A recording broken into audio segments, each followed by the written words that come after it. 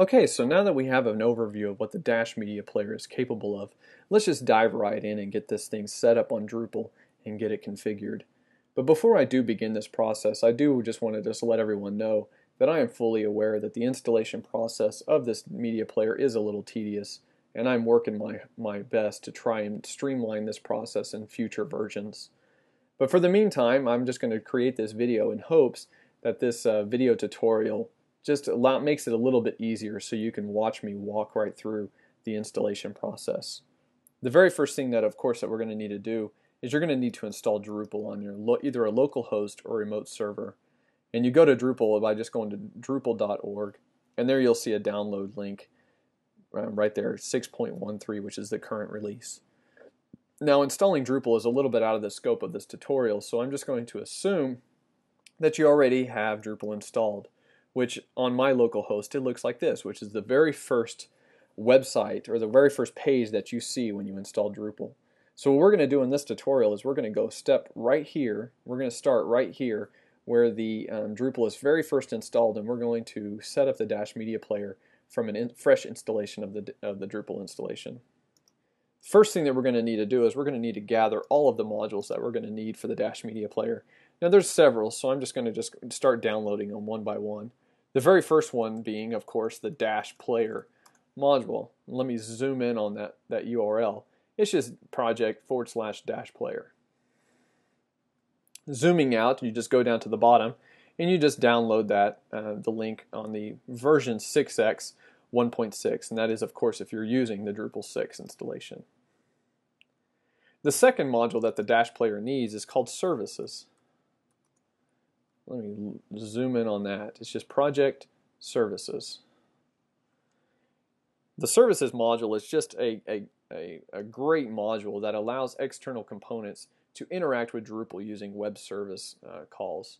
This is much different than any other media player out there, in that instead of using XML or flash bars to tell the player what file to play or what playlist to play, the Dash Media Player actually queries Drupal using web services to gather all that information. It's a very cool and unique way of showing the data. The next module that we're going to need is called AMF PHP. Now you zoom in on there, it's just spelled AMF PHP. Now this module, because the player is a Flash player, Flash requires a special protocol whenever using web services, and that's called AMF.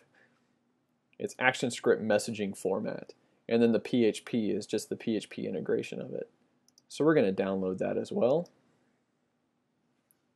The next module that we're going to get is going to be the CCK module. This module is just a fantastic module. It allows you to create custom fields on the custom content types, and just really has a lot of power. It's pretty much a staple of the Drupal install, and there's the URL for it. So let's go ahead and download that. Now within CCK there are several fields that you can download. In fact, there's many fields. The one that we're going to be using is called the file field.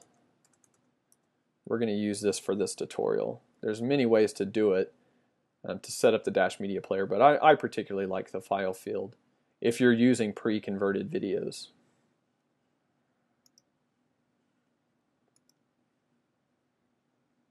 So now that we have the file field, the next thing we're going to download is another Drupal staple called the Views module. This is going to allow us to build playlists, to build some really cool stuff in the media player. There's the URL for it right there. Views. It's a very cool module. So let's go ahead and get that. Again, I apologize that you have to download so many of these modules, but it's just part of adding all the coolness to the media player. The next one that we're going to get is going to be the Voting API.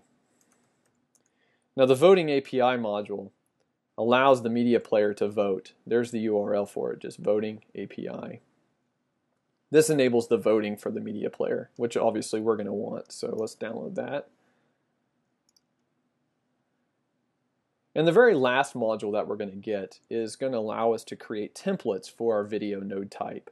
And there's many ways to do this, but I particularly like this one module, and it's called the Content Template module, but they condense the name down to one name called Contemplate, which is C-O-N-T-E-M-P-L-A-T-E, contemplate. I'll zoom in on that URL. This module is really cool. You can create templates for each of your node types, and it makes it really easy. So we're going to go ahead and download that.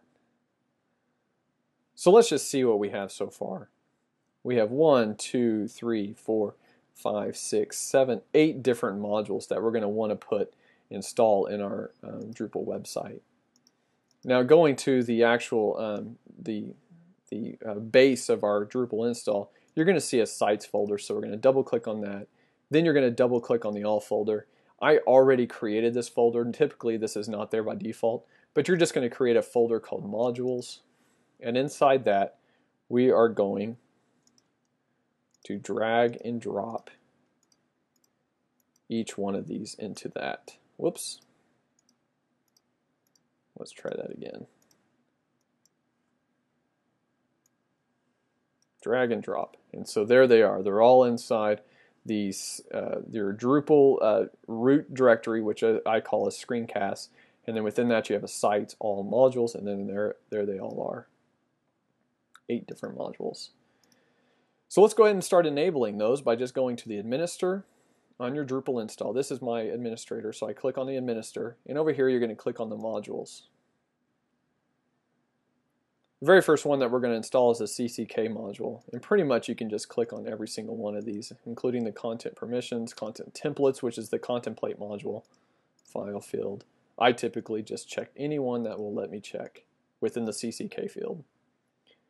The next thing that we're going to need to do is enable some of the core modules that the Dash Media Player needs.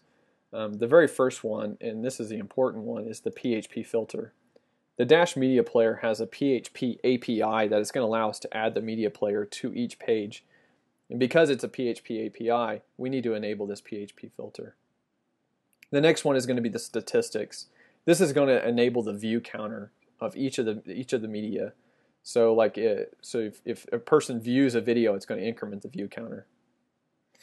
The next thing we need to enable is the Dash Media Player. And you'll notice that there's a lot of different plugins. And of course we'll get to these in other tutorials, but there's a lot of different modules that the Dash Media Player can interact with. But for now, all we need is the Dash Media Player and then the Dash Media Player statistics so that we can get our view counter. That's the only two that we need for dashPlayer. In the services module, obviously we're going to need to enable the services, and then we're going to need to enable the AMF PHP. Come to think of it, I probably should zoom in a little bit so this is easier to see. So there's the services AMF and the AMF PHP. Moving down into the services section, really the only ones that we need to enable here, the most important one being the system service. This is going to allow the Dash Media Player to hook up and link to the Dash Media Player, or the Drupal installation. The next one being the node service, so let's just click on that.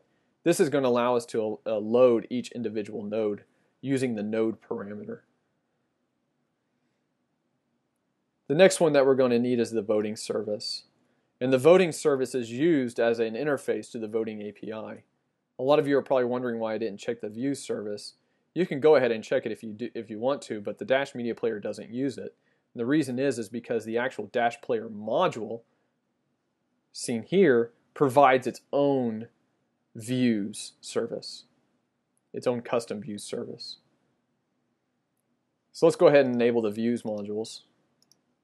And then last but not least, the voting API. And then hit Save Configuration when you're done. I'll zoom out a little bit. And then we're just going to let all those install. It might take a while because I checked a few modules, so it has to crank.